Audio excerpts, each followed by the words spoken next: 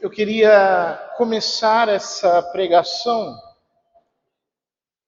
lendo com vocês alguns trechos do capítulo 10º da carta aos Hebreus. Aqui está escrito: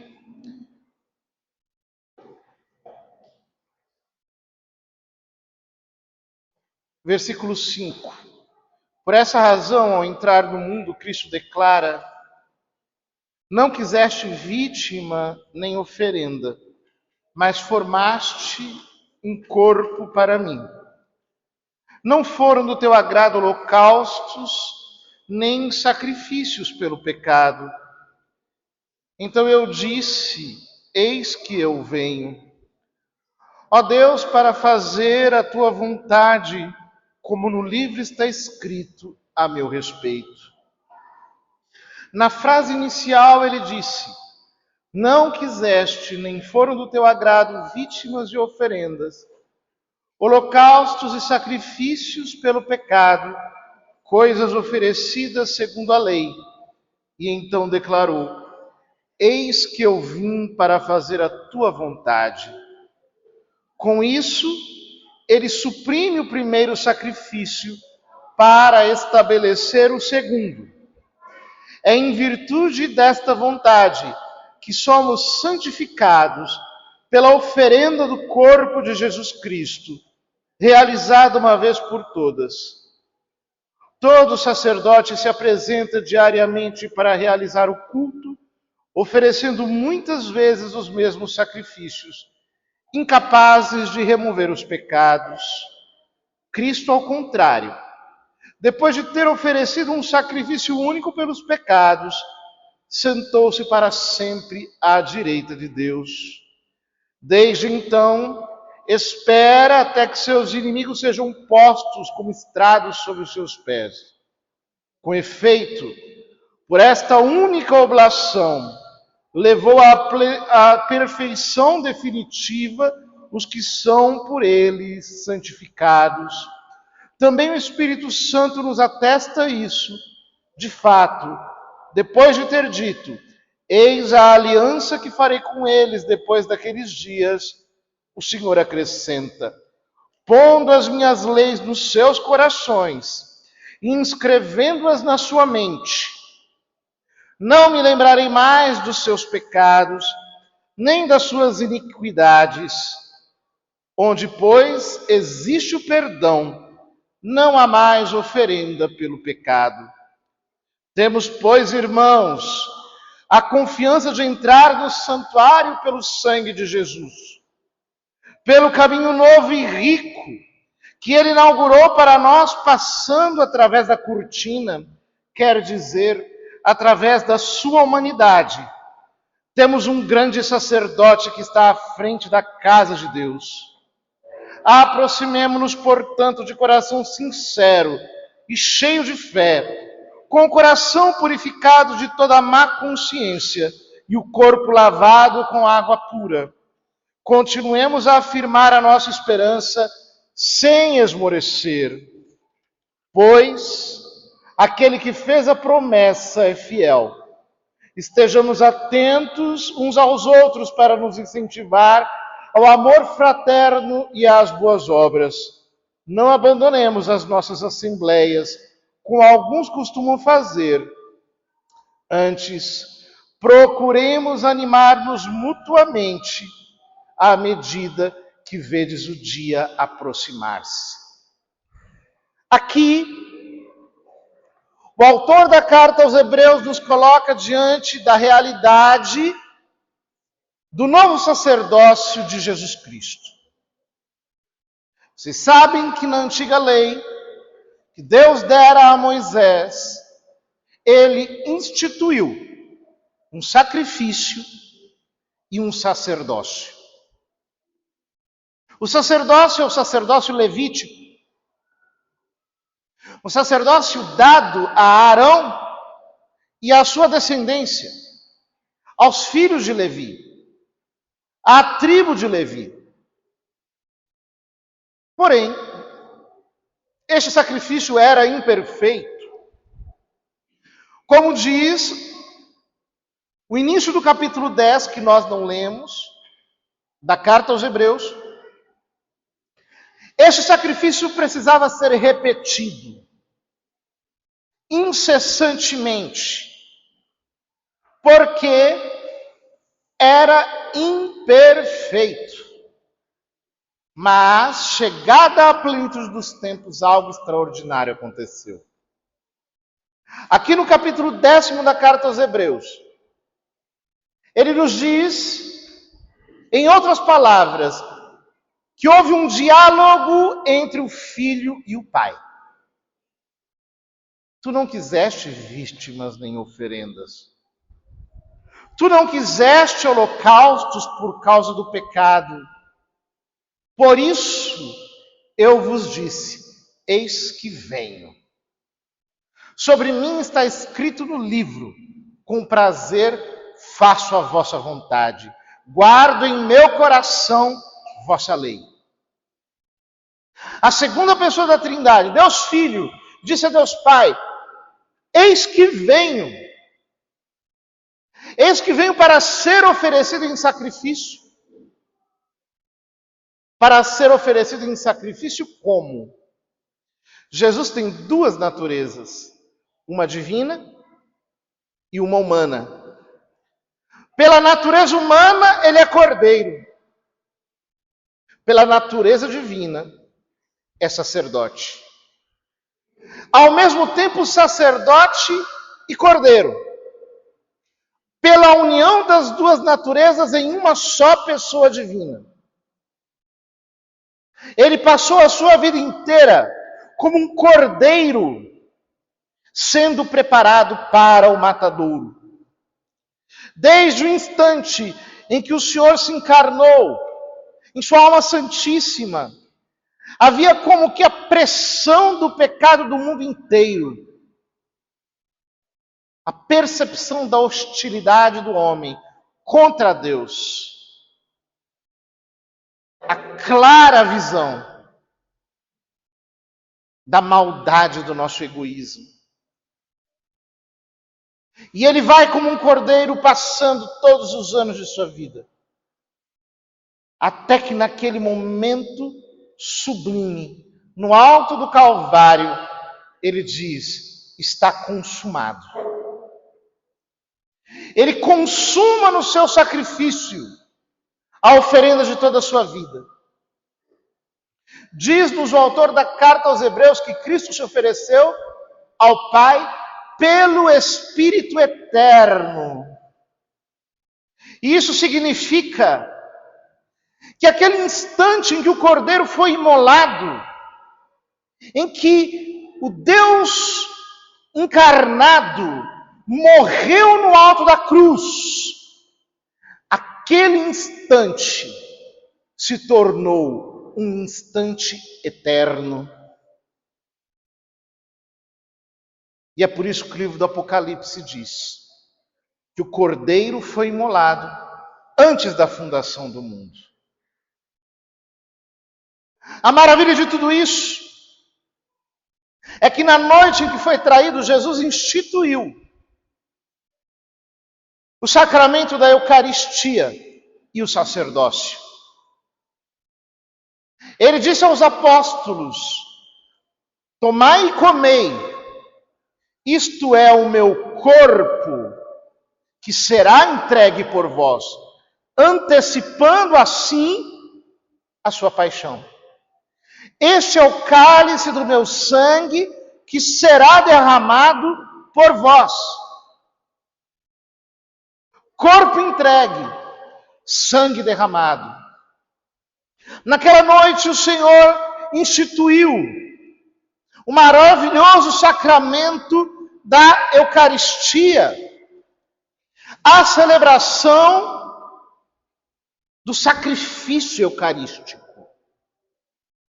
antecipando a sua morte na cruz, através de uma oferenda sacrificial, sacramental, incruenta. Corpo e sangue separados.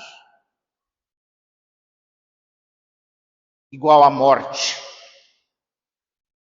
igual à imolação. Portanto, através da Santa Missa, todos nós temos acesso àquele instante maravilhoso em que o Cordeiro foi imolado. Todos nós somos transportados, não no passado, porque Cristo se ofereceu ao Pai pelo Espírito Eterno. Então não é ao passado, nós somos transportados para a eternidade, para a oferenda eterna que está no coração de Cristo, sumo e eterno sacerdote. Nós somos transportados para a alma do seu sacrifício, que é a sua oblação. E quando o sacerdote se reveste dos paramentos e sobe os degraus do altar para celebrar a Santa Missa, nós estamos diante do mesmíssimo sacrifício que o Senhor Jesus ofereceu no Calvário. Sacrifício que se tornou eterno, porque ele ofereceu pelo Espírito Eterno. Ora, se nessa nova aliança nós temos a provisão de todas as graças que nós precisamos, não existe força maior, poder maior do que aquele que nos é oferecido em cada Santa Missa.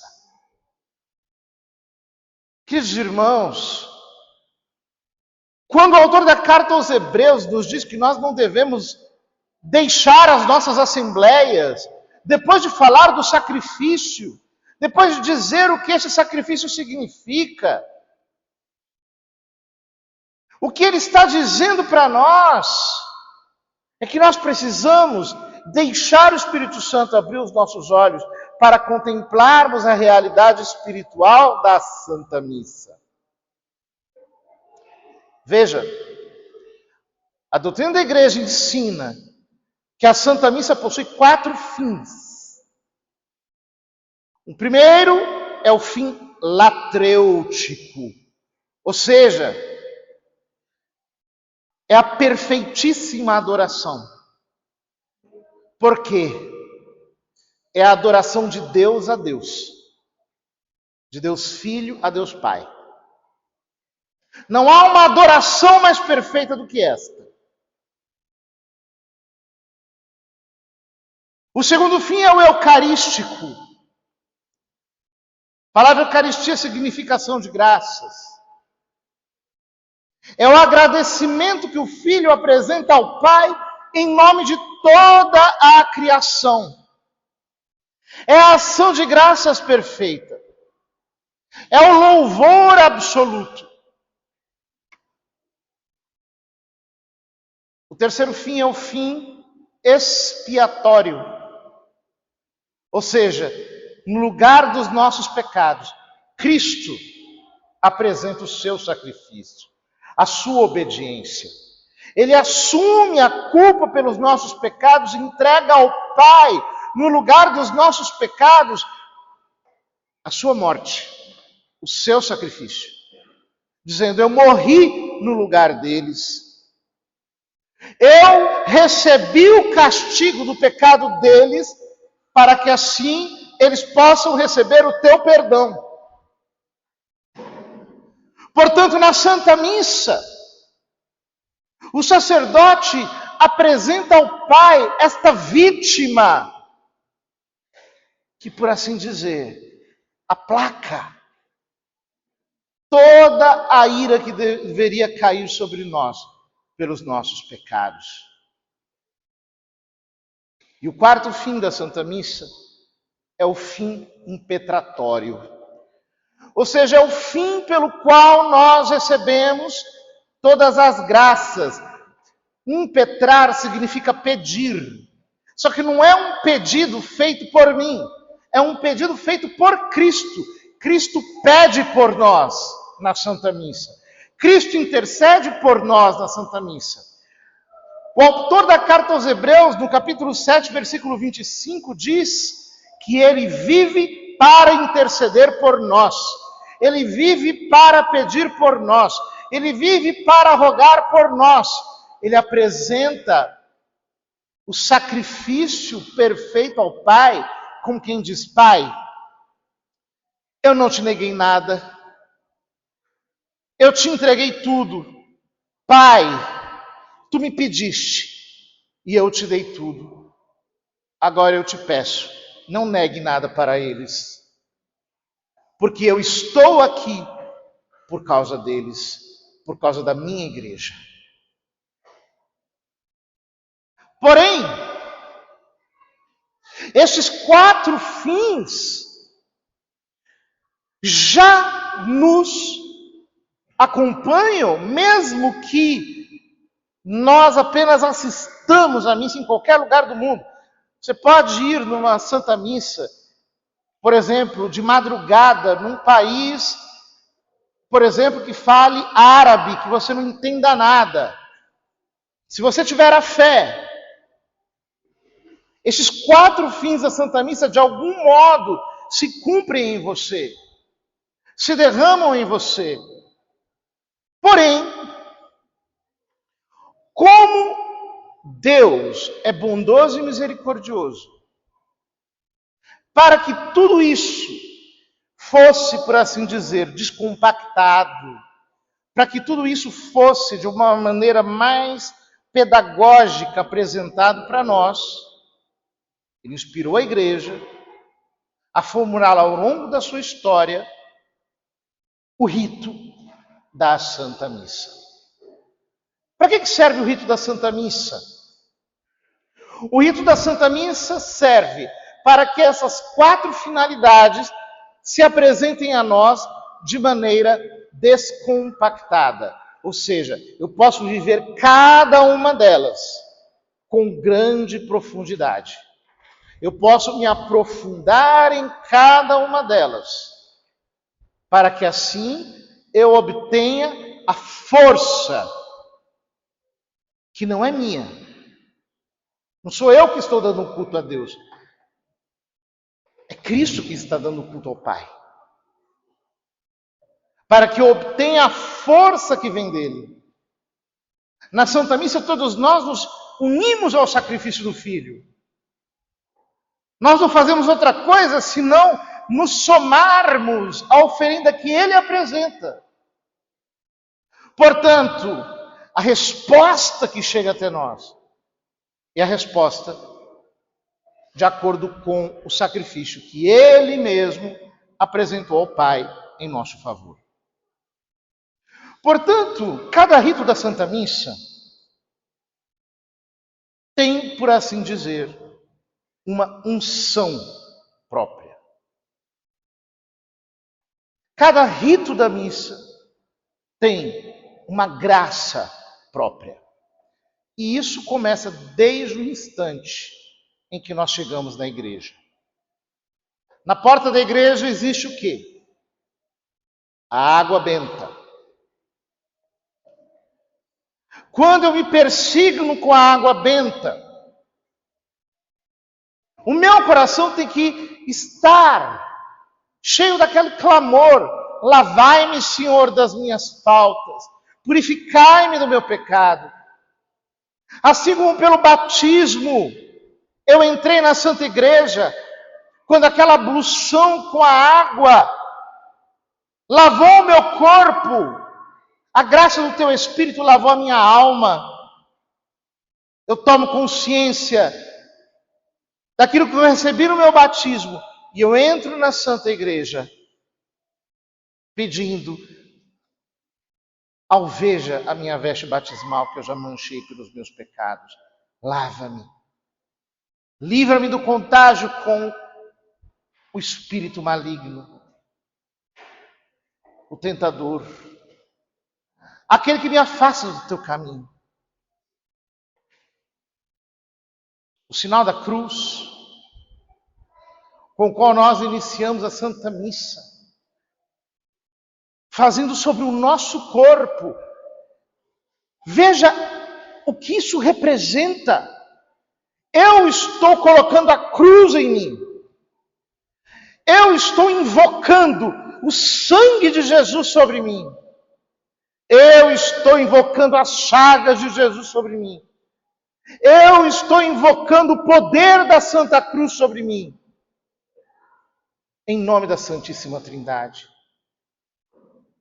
Aquele que faz sobre si conscientemente o sinal da cruz, está expressando a sua fé no sacrifício de Cristo, mas ao mesmo tempo está recebendo tudo aquilo que este sacrifício pode dar. Toda a torrente de graças que é liberada por este sacrifício. Uma vez eu vi uma entrevista em que um artista dizia que ele preferia as igrejas protestantes porque elas são mais positivas, elas ensinam você a focar no lado da conquista, da vitória, e os católicos não. Eles sempre estão com esse minha culpa, minha máxima culpa. Quem pensa de maneira carnal realmente é isso mesmo. Mas quando nós entramos na humildade da fé, ou seja, diante de Deus nós não somos nada. Nós somos apenas pecado. Nós somos apenas pó e cinza. É por isso que nós não chegamos diante de Deus fingindo que somos santinhos, como quem procura disfarçar. Veja, é tão horrível quando uma pessoa tem uma situação pendente conosco e ela vem e fala conosco como se nada tivesse acontecido. A gente pensa, mas que cara de pau. Ele fez isso e nem veio falar comigo, nem veio abrir aquele assunto. Nós já começamos pela confissão dos nossos pecados. Eu tenho esse assunto aqui, Senhor. Não vou chegar como um hipócrita aqui aos teus pés, como se eu não tivesse feito nada de errado. Eu me jogo no chão. Eu me arrependo dos meus pecados. O profeta Isaías diz, no capítulo 59 da sua profecia, não foi a mão do Senhor que mudou.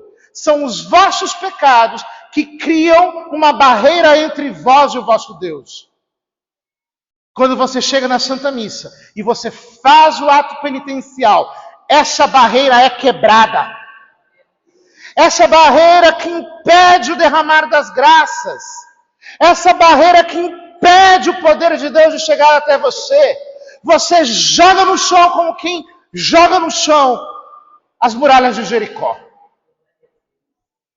Você coloca o seu arrependimento ali, diante do altar de Deus. Um arrependimento que, para não ser hipócrita, você apresenta diante de Deus pelos seus pecados, enquanto você mesmo perdoa de todo o seu coração.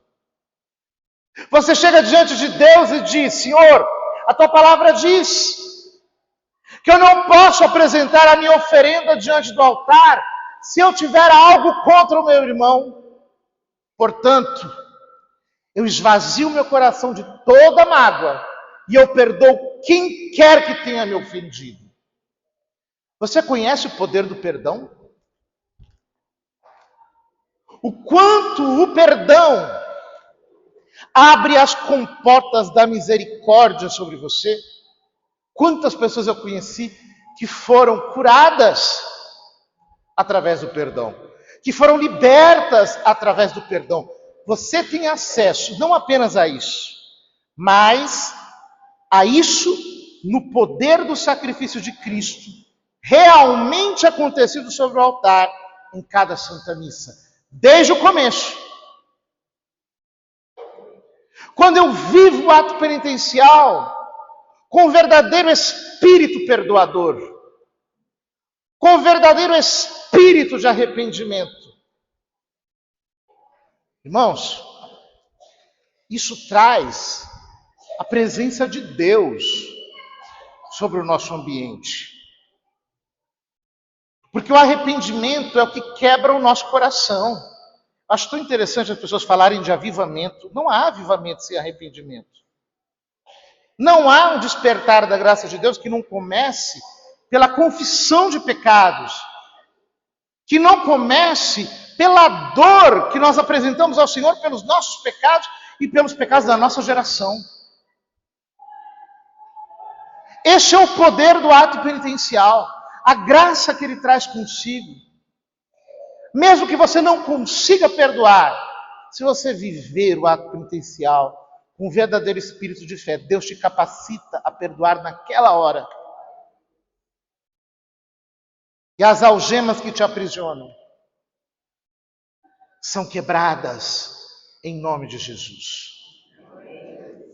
Depois nós temos o hino de louvor. O hino de louvor. Irmãos, vejam, o hino de louvor é uma oração antiga que a igreja faz, que começa com aquele louvor angélico do nascimento de nosso Senhor. Glória a Deus nas alturas e paz na terra aos homens por Ele amados. Quando eu glorifico a Deus, a paz desce. Por quê? O profeta Isaías diz: as portas do Senhor são os louvores.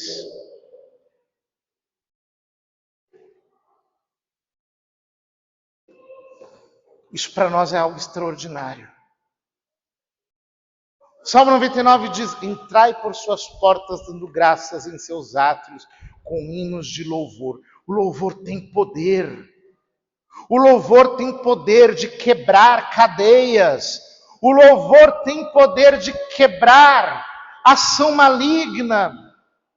Quando eu vivo o hino de louvor como um louvor que brota do meu coração e eu elogio Deus, eu glorifico Deus, eu recebo dele a graça de que do meu coração sai um louvor profundo, eu tenho a mesma experiência que Paulo e Silas tiveram na prisão.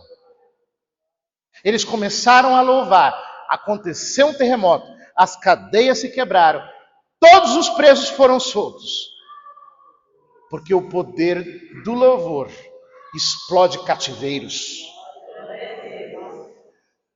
Nós precisamos aprender a louvar. Nós precisamos aprender a fazer o nosso coração transbordar de louvor. Porque o louvor cura. Se você está triste, louva. Se você está chorando, louva. Se você está caído, louva. O louvor vai liberar sobre você novas posições para que você comece verdadeiramente a gozar de uma liberdade maior no Senhor e a se movimentar de maneira mais perfeita na presença dEle. Então vem essa oração que nós chamamos de colecta. Por que ela tem esse nome? Inclusive a gente até evita de falar oração coleta, porque as pessoas ligam coleta às ofertas que se fazem, às ofertas financeiras.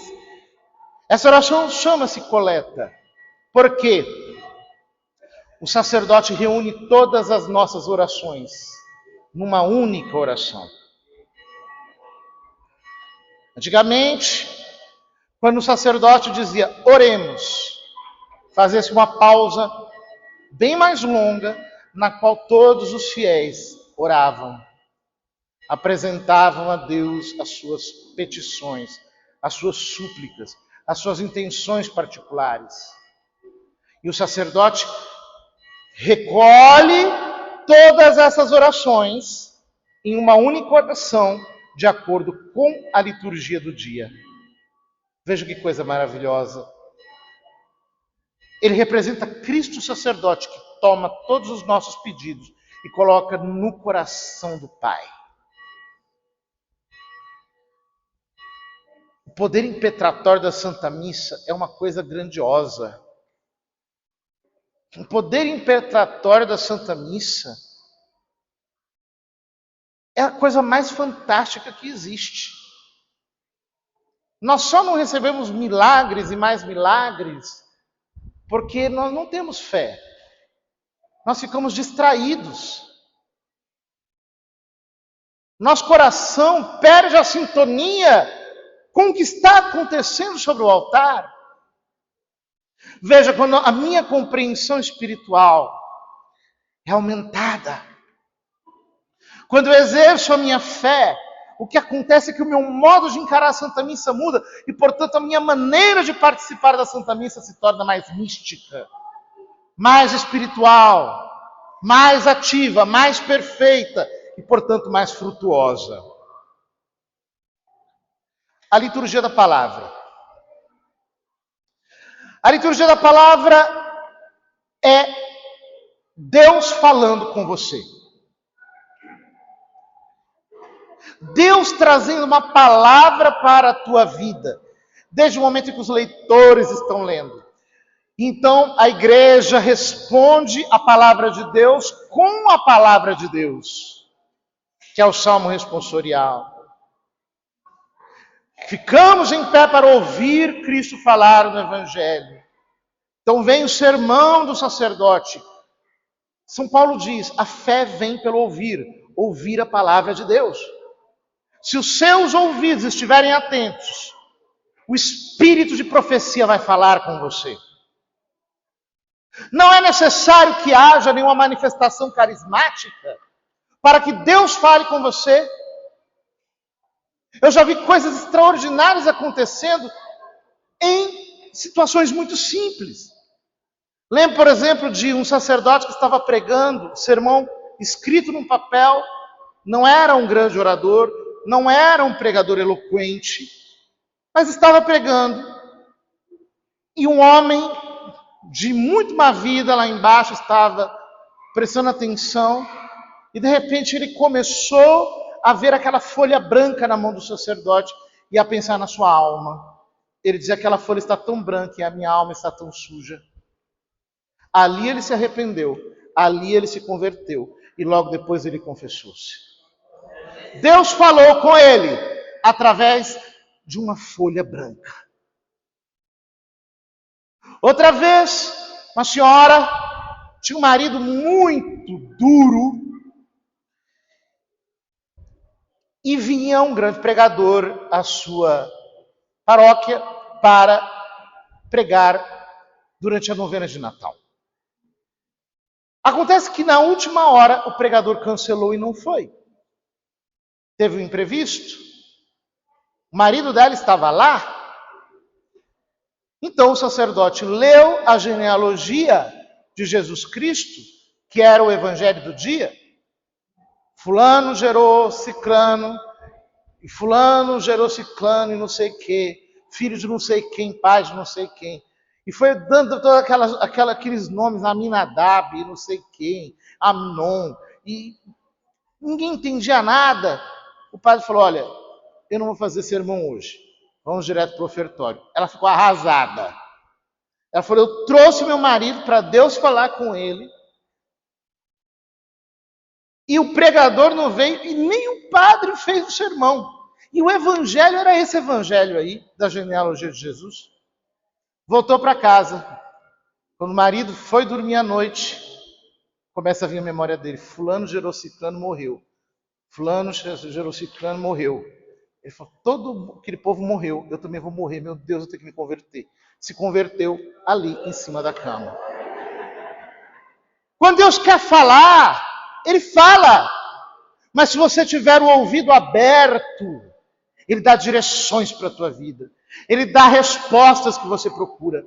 Ele traz uma palavra fresca para o seu coração. Ele te consola, Ele te edifica, Ele te corrige, Ele te exorta. Ele traz ânimo, porque, como diz o autor da carta aos Hebreus, a palavra de Deus é viva e eficaz, mais cortante e penetrante que uma espada de 2 gumes, que penetra até separar a alma do espírito. Você também pode receber do Senhor o corte dessa palavra dentro de você em cada Santa Missa, em que nós temos fartura de textos bíblicos para iluminar o nosso coração,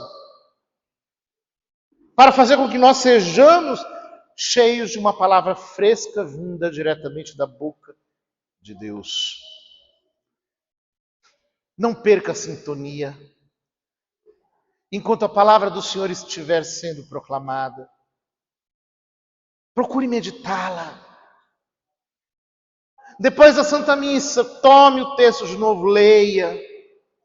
Recorde com a sua memória aquilo que foi lido.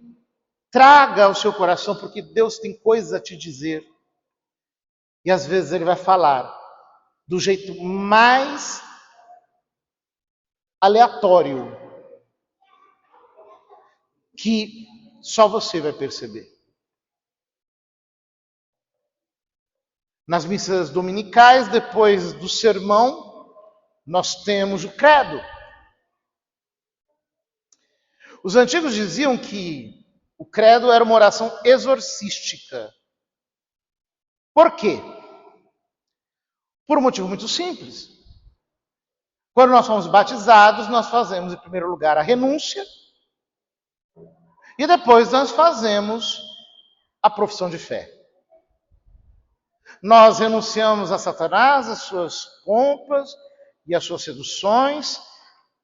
E depois nós manifestamos a nossa fé no Pai, no Filho e no Espírito Santo.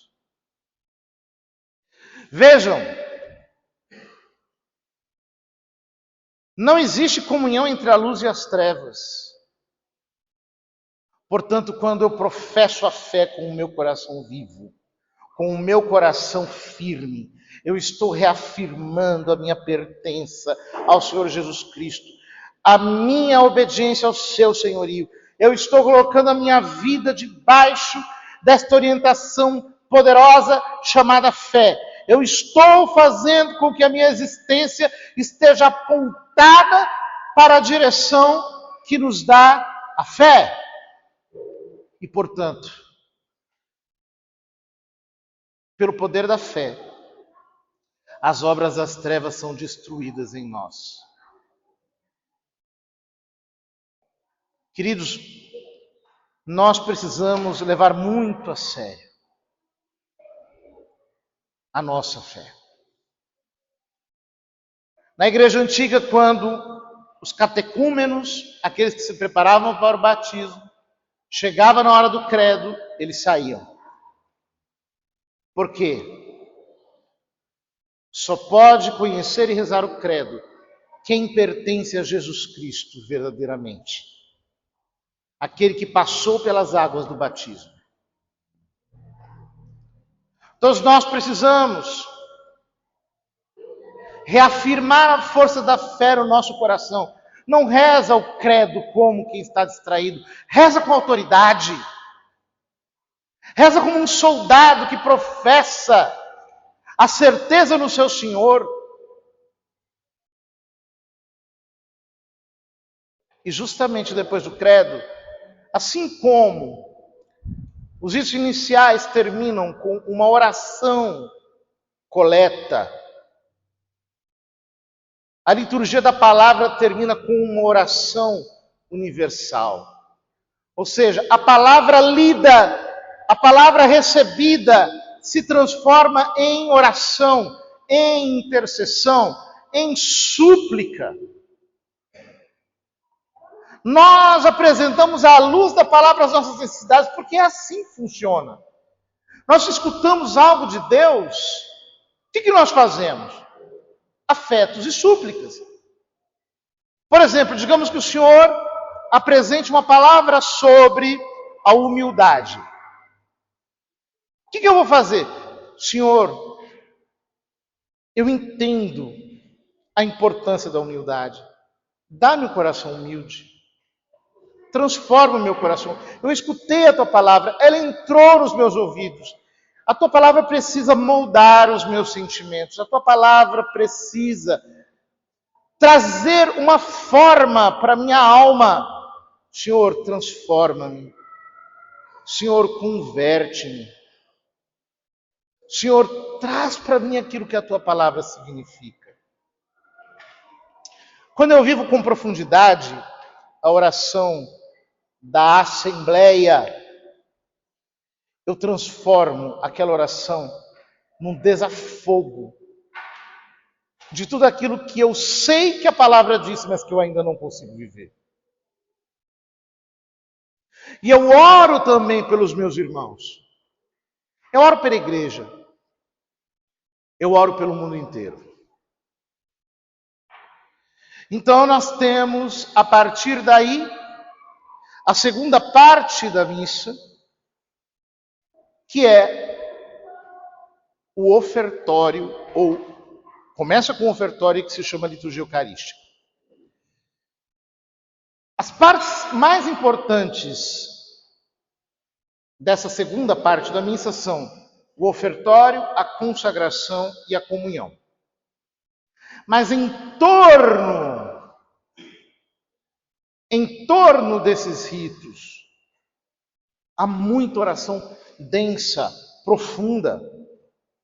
Em primeiro lugar, quando o sacerdote apresenta as oferendas, faz o ofertório do pão e do vinho. Ali, o nosso coração precisa estar derramado. Nós precisamos nos unir a Cristo, apresentando não ao Pai uma oferenda, mas apresentando a nossa própria vida como oferenda. O nosso desejo de nos imolarmos por Deus. O nosso desejo de nos entregarmos completamente a Ele. Porém, depois do ofertório, a liturgia avança rumo ao seu momento central, que é a consagração. O que é a consagração? A consagração não é apenas um memorial das palavras de Cristo. Nós não estamos fazendo um teatro de algo que aconteceu no passado. Na consagração, o sacerdote, aqui e agora, transforma, por assim dizer, aquelas matérias, o pão e o vinho, no corpo e no sangue de Jesus Cristo. Acontece o que nós chamamos de transubstanciação. O pão se transforma no corpo, o vinho se transforma no sangue. Portanto, não se trata de uma lembrança de algo do passado, mas se trata de algo que está acontecendo ali, naquele momento, amando de nosso Senhor Jesus Cristo. O pão se converte no seu corpo, o vinho se converte no seu sangue. E nestes dois elementos separados, nós temos a morte do Senhor, presente como sacrifício, sobre o nosso altar. Pensa, o que você faria se você estivesse diante da cruz do Calvário? Na Sexta-feira Santa todos nós fazemos um rito muito bonito, que é o rito da adoração a Cristo crucificado. Nós, em procissão, nos aproximamos do crucifixo, dobramos o nosso joelho, como se nós pudéssemos, aos pés da cruz, tocar no sangue, tocar nas chagas, mas tocar na alma de Cristo. Por isso a consagração é o momento central da Santa Missa. Porque ali nós somos transportados diretamente ao Calvário. Ou melhor dizendo, o Calvário chega até nós. O sacrifício de nosso Senhor está ali presente com toda a sua força. Meu irmão, você já parou para pensar no que é isso? Não se trata simplesmente de invocar o sacrifício de Cristo. Há tantos irmãos nossos que invocam o sangue de Jesus. Senhor, me cobre com o teu sangue. O teu sangue tem poder. E pela fé no sangue de Jesus, pela fé nas chagas de Jesus, pela fé em Jesus crucificado, quantas graças acontecem? Graças sem conta, graças extraordinárias, graças maravilhosas. Ora, só que quando nós estamos na Santa Missa, na hora da consagração, o que está acontecendo não é apenas a manifestação da nossa fé no sacrifício de Cristo. Creia você ou não, o sacrifício do Senhor chega ali com todo o seu poder. Creia você ou não,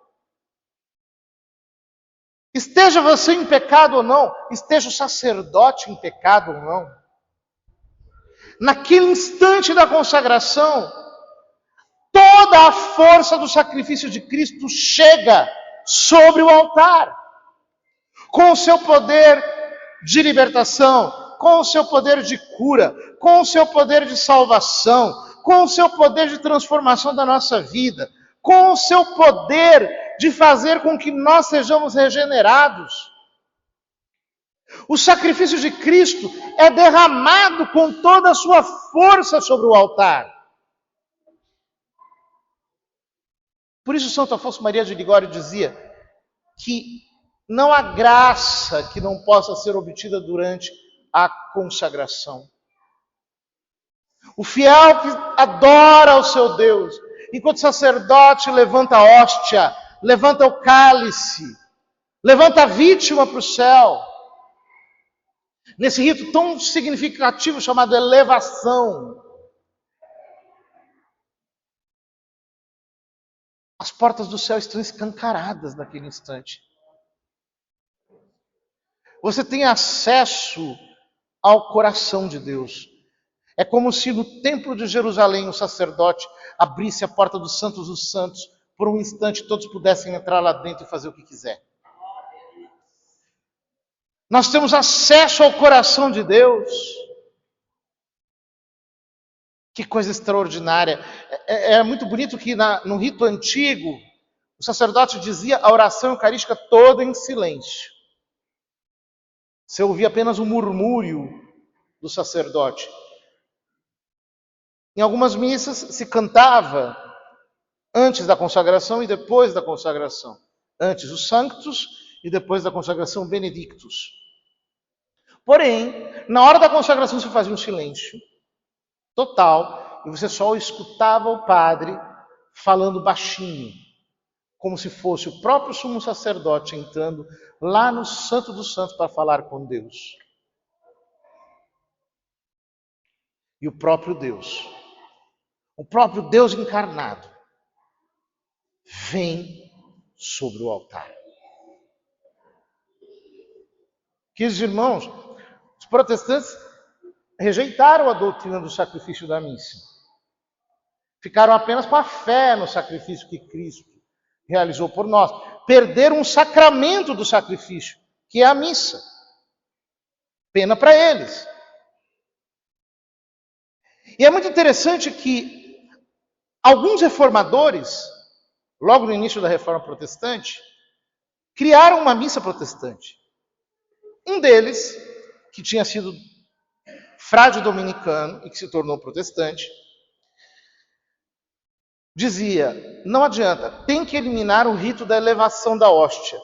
Enquanto não eliminar o rito da elevação da hóstia e do cálice, as pessoas ainda vão acreditar que Jesus Cristo está na Eucaristia.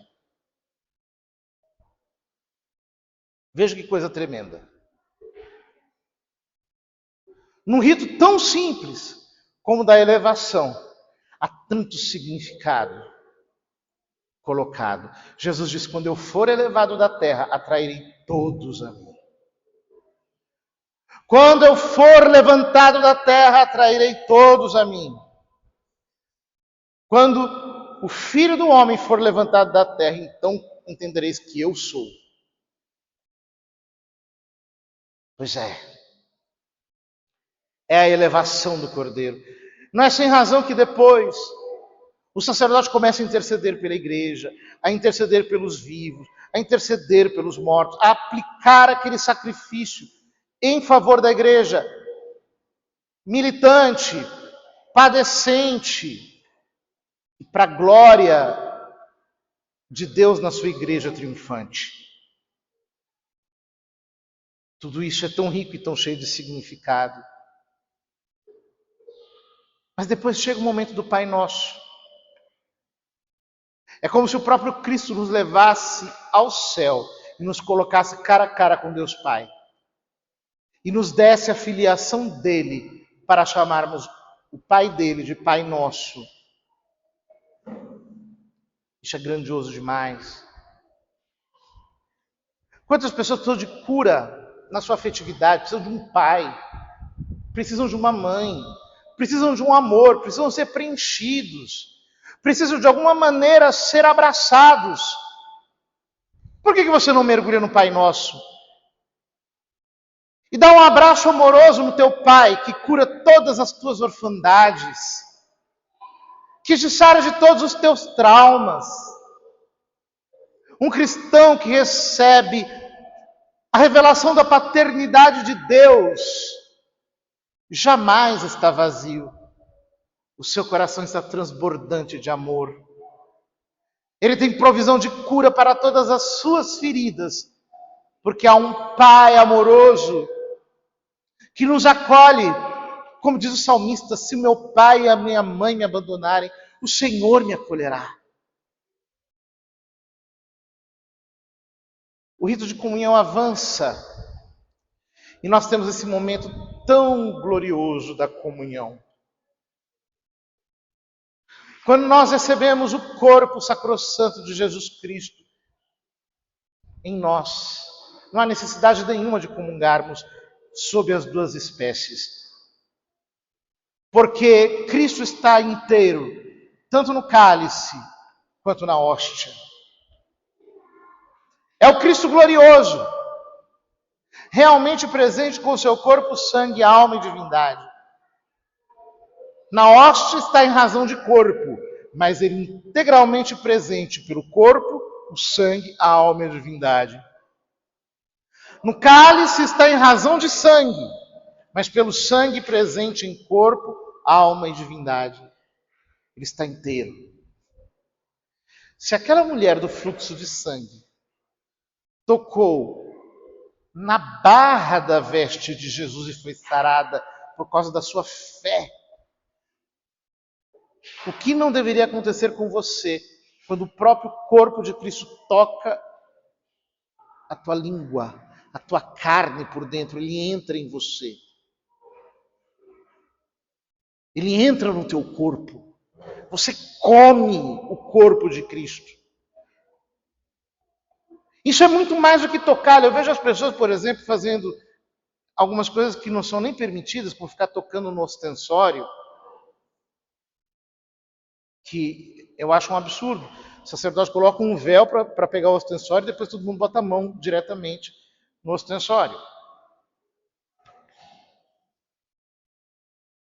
Mas as pessoas fazem isso com tanta fé de que se elas tocarem, vão receber uma graça.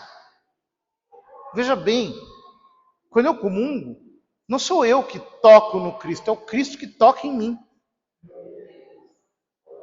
É Cristo que chega até mim e a igreja, como mãe, coloca o Cristo na minha boca. Como se eu fosse um bebê, como se fosse uma criança. Coloca o Cristo na minha língua para que o Cristo me toque. Queridos irmãos, quando nós comungamos, não há nenhuma barreira entre nós e Jesus Cristo. Isso é que é comunhão. Nós estamos perfeitamente unidos ao Senhor.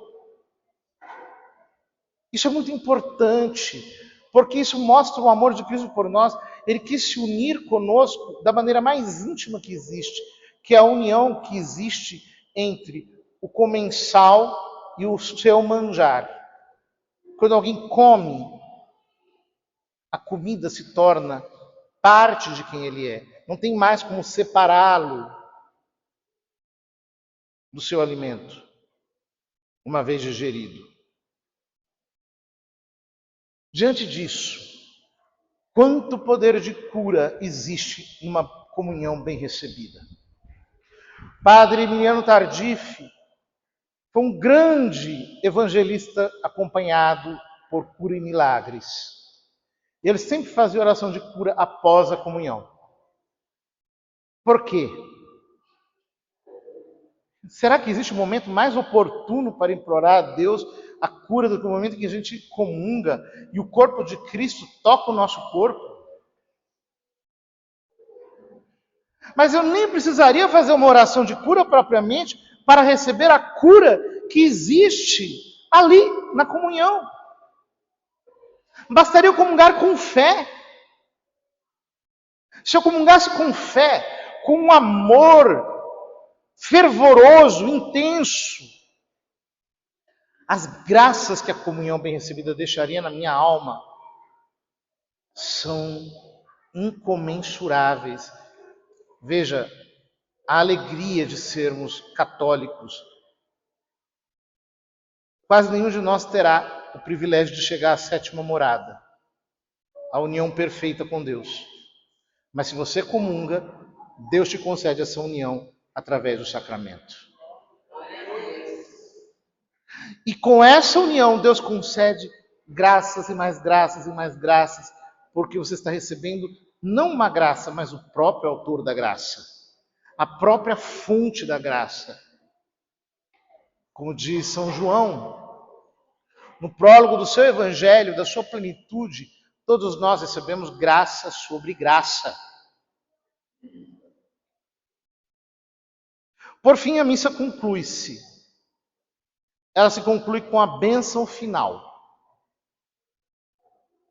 Me lembro que, certa vez, o padre de Grandes veio ao Brasil e ele tinha um jeito muito peculiar de rezar a missa, porque ele ia fazendo ministrações durante a missa. Então, por exemplo, na hora do ato penitencial, fazia uma oração de perdão. Antes do hino de louvor, fazia um louvor coletivo. Hoje, nós temos uma consciência litúrgica mais refinada e já entendemos que não devemos interferir na liturgia da missa, porque ela age por si mesma. Nós não precisamos enfeitá-la nem fazer algo a mais. Mas naquela época ele fazia. Fazia uma oração de cura interior na hora do Pai Nosso. Fazia uma oração de cura física depois da comunhão. Fazia uma oração de libertação logo depois do credo. Quantas coisas aconteciam. Só que aí chegava a bênção final. E aí ele dizia, agora eu vou mostrar para vocês o poder da bênção final da missa. Então ele chegava num grupo de pessoas que estava ao lado, e ele dizia, abençoe-vos Deus Todo-Poderoso, Pai, Filho e Espírito Santo. Todo mundo caía. Recebia o choque da força. Muitos eram projetados assim para longe, com a força da bênção final da Santa Missa. Então ele avançava, ia mais para frente, dava outra bênção. As pessoas caíam. A bênção da missa.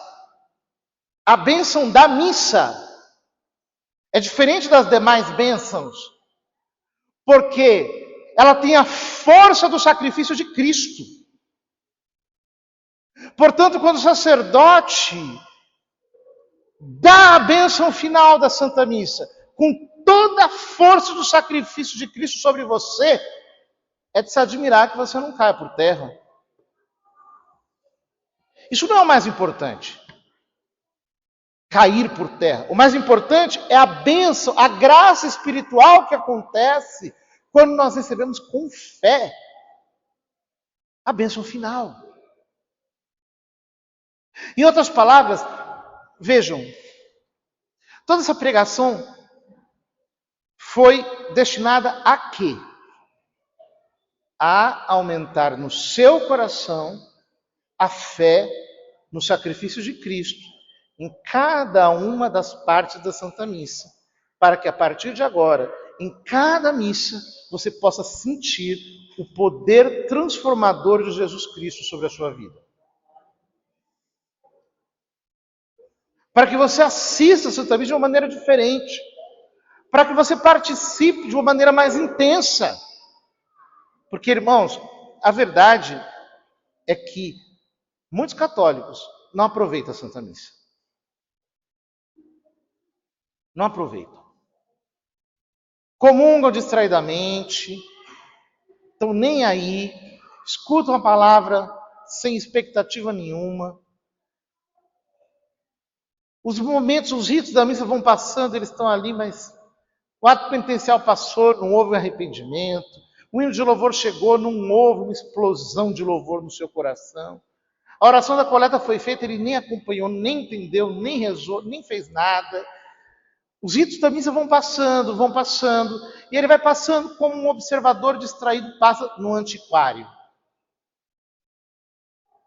Sem observar nada. E muito menos sem receber nada. O Senhor quer que você receba. E para você receber, você precisa avivar a sua fé no santo sacrifício de nosso Senhor Jesus Cristo. Que o teu modo de participar da Santa Missa seja um modo mais profundo e fervoroso, e que você possa vivê-la com toda a intensidade do teu coração. Amém.